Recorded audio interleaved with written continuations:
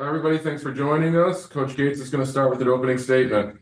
We're currently reaching the 18th and final week of our college basketball season when it comes down to non-postseason play. Obviously, the SEC tournament is next week, and then obviously postseason when it comes down to championship tournaments. Here we are as a team, as a unit. I think we've gotten better week by week. Um, Conference is what it is. I've documented that how tough, how difficult it is night in, night out to play against the level of coaches and the level of players that we constantly and consistently play against. Again, I think we have a 14 team NCAA tournament conference. 14 out of 16 teams are deserving. We look at the analytics, you look at the stats, and obviously you never know what happens in a situation in postseason that could give a 15 team an opportunity. Who knows? But all that to say, this last final week is very important to several teams as its implications for our SEC tournament and also standings as we finish up. Questions for Coach? Dennis, last time you guys faced Oklahoma, obviously Mark had a huge day. What did you see going into that, and what do you expect differently out of them trying to defend him this time around? So Porter Moser said it best in his press conference. They were taking away shooters, and our guys ended up opening up the lanes for Mark Mitchell to finish around the basket and obviously having scoring opportunities. That game, we only made 4 threes. We were 4 for 12 from three, and we just took what the defense gave us. I truly believe, Oklahoma is a great team. They're an NCAA tournament team, and obviously they shoot a different percentage at home than they do on the road. And out of their 4 conference wins, 3 of them have been on their home court. Coach, if it's going to be a 14 bid league, the SEC, Oklahoma's probably going to be around about that 14 line, about that 14th team. Is there a different intensity you have to play going up against a team that is kind of fighting for its NCAA tournament life right now? I think your identity as a team is consistency. You just got to be consistent, and that's my concentration and message to our guys. We know what's on the line is March. It's March and it's conference season.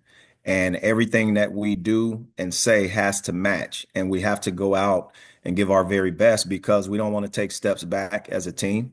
And sometimes you can play well and still lose a game in this conference, but we have to go out and give our very best and understand Oklahoma's going to continue to do the same thing just because we know the level of play, and we also know how difficult it is to win on the road.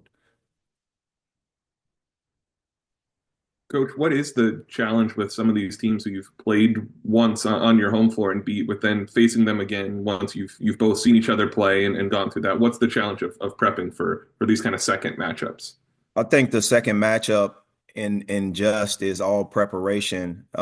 Teams get a feel for each other. Team gets obviously a sort of reinvigoration of redemption.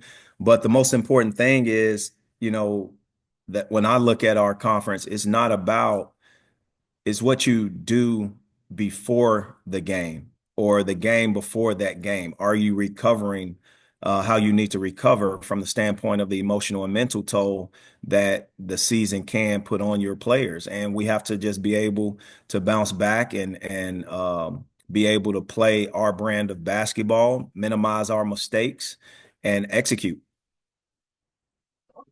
Coach, Vanderbilt grabbed 18 offensive rebounds on Saturday. Now they've had a chance to debrief. Why do you think that happened, and what do you want to improve in that regard going forward? They did a great job. I think some of those basketballs were dead ball offensive rebounds. We got to secure, but we got to do a better job blocking out and obviously pursuing the basketball. It's just that simple. I think our guys were a little in a sort of midway point where they thought someone else would get it versus themselves. So some of those basketballs, while you're sitting there watching, a player would come in between two of our guys, and we just wasn't aggressive in that area.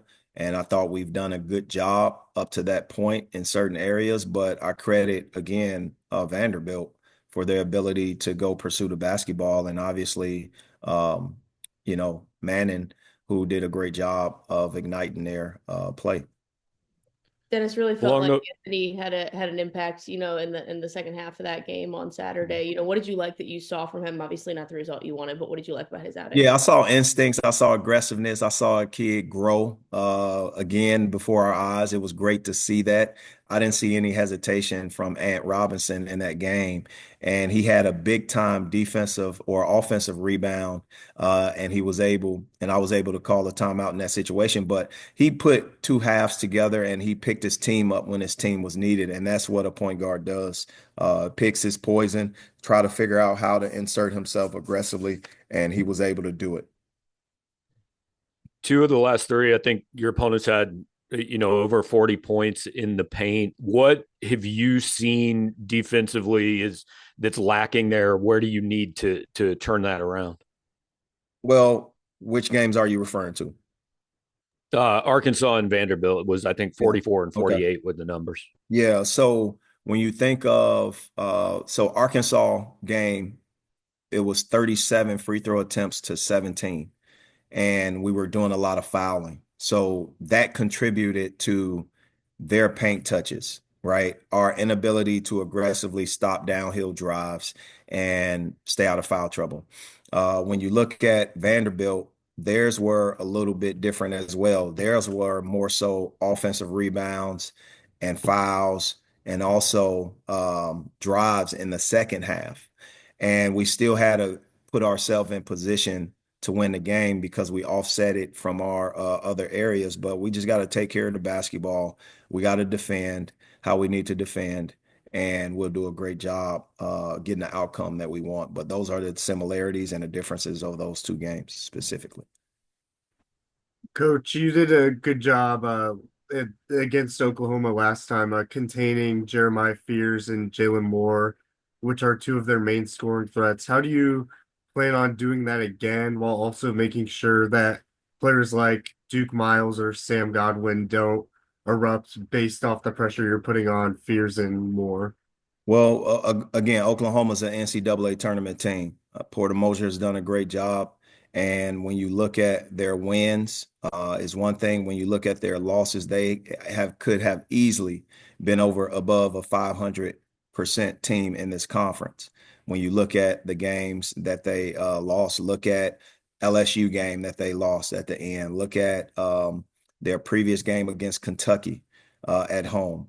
Those are wins in my eyes that may not have been categorized, but they played well enough to win those games. And we just have to do a great job, personnel based, understand who we're going against, understand because we're switching defense, understand who we're guarding and defending at that point in time. And we got to make sure we close out possessions, as you guys mentioned before. And if we do a good job closing out possessions, shooting percentages go down, and obviously our rhythm goes up. Can you just talk about how you kind of choose to manage Caleb? Obviously, a guy that can get hot at any time. It was 2 for 12 from three, I think, in the last game against Vanderbilt. So obviously did a lot of other things. Moving without the ball, he had 20 plus points. But just kind of how those conversations go when it comes to him continuing to shoot, even when he's having a cold night.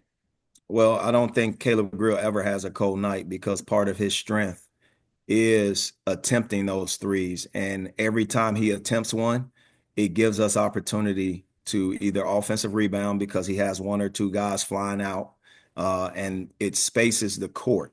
So I want him, Jacob Cruz, Marquez Warwick. I want Ant Robinson, Tamar Bates. I want Trent Pierce, all these guys to be able to consistently knock down 3-point shots and take them. I want to stay aggressive in that area because it opens up so much for our team. And what Oklahoma did last game, they just minimized our entire attempts, and their attempts were low, but we made 4 out of 12 and only total of 12 3-point attempts, but we took what the defense gave us and we were able to get to the foul line. We were able to shoot a high percentage from the field. And that's where you have to adjust in game. And that's what we'll be willing to do. They'll have to figure out how they're going to guard us and see what works. Both coaches, myself included, including Porter Moser, will make in-game adjustments as we always do on the fly. And that's what this conference is about. We're not going to do anything that surprises them. They won't do anything that surprises us. We got to be able to finish out these possessions and be as consistent as possible while we're doing it, and go into a tough road environment on another senior day, right? Another senior day, and make sure we go out with our details leading the way.